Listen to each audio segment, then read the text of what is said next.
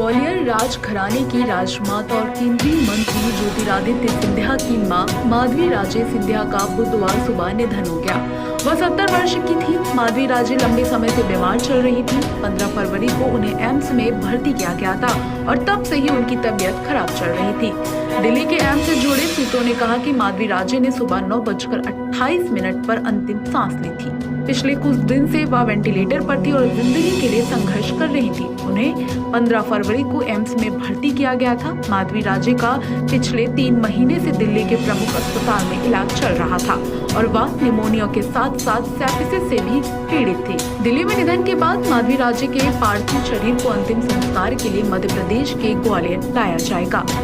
बता दें कि ज्योतिरादित्य सिंधिया गुना शिवपुरी संसदीय सीट से भाजपा के प्रत्याशी हैं, जहां 7 मई को मतदान हुआ था। चुनाव प्रचार के दौरान भी सिंधिया का लगातार दिल्ली दौरा होता रहा था। बता दें कि पिछले महीनों से दिल्ली स्थित अस्पताल में इलाजरत माधवी राजे सिंधिया का स्वास्थ्य क्रिटिकल स्टेज पर पहुंच गया था। गुना संसदीय क्षेत्र बीजेपी उम्मीदवार ज्योतिरादित्य सिंधिया समेत उनकी पत्नी प्रियदर्शनी राजे व बेटा महाआर्यमन सिंधिया के बीच में चुनाव प्रचार छोड़कर दिल्ली जाना पड़ा था। केंद्रीय मंत्री ज्योतिरादित्य सिंधिया और उनकी पत्नी व बेटा चुनावी प्रचार में पिछले 1 माह से गुना, अशोकनगर और शिवपुरी में ही थे। इस बीच लगातार केंद्रीय मंत्री की मां माधवी राजे सिंधिया की तबीयत में उतार चढ़ाव की सूचना आ रही थी। भाजपा के कदावर नेता और केंद्रीय मंत्री ज्योतिरादित्य सिंधिया की मां राजमाता माधवी राजे सिंधिया मूल रूप से नेपाल की रहने वाली थी। उनका परिवार वहां के राजघराने से जुड़ा रहा है।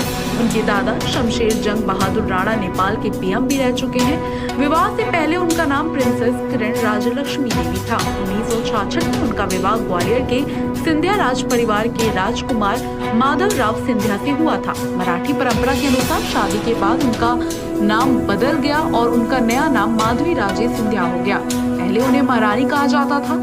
माधव राव के निधन के बाद उन्हें राजमाता कहा जाने लगा।